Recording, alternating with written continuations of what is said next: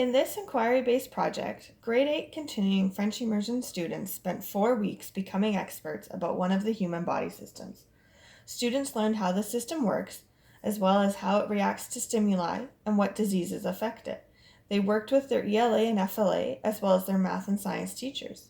Students developed a presentation about their system that explained its importance to other students, as well as shared a patient profile with the class and led a discussion about whether or not this person would be a good candidate for an organ transplant. Each group needed to incorporate a 3D model of their system, or a portion thereof, as well as a life-size drawing.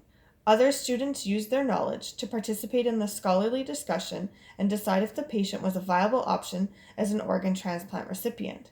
During the project, students had the autonomy to decide who they worked with, as well as which body system they worked on, and choices surrounding their project. They decided who had which roles within their groups, what order the research was completed in, the multimedia format for their presentation, the materials used for the 3D representation, as well as what their patient profile would include and who would represent which parts of the assignment. Working with their teachers, students created 3 different rubrics. One was for group work, one for the presentation, as well as the language components, and the third for the scientific understandings. The students gave criteria, with a few non-negotiables, to the teachers. The teachers then wrote the rubrics and brought them back to the class for finalization. Daily students referred to the rubrics and used them to create the daily goals that needed accomplishing.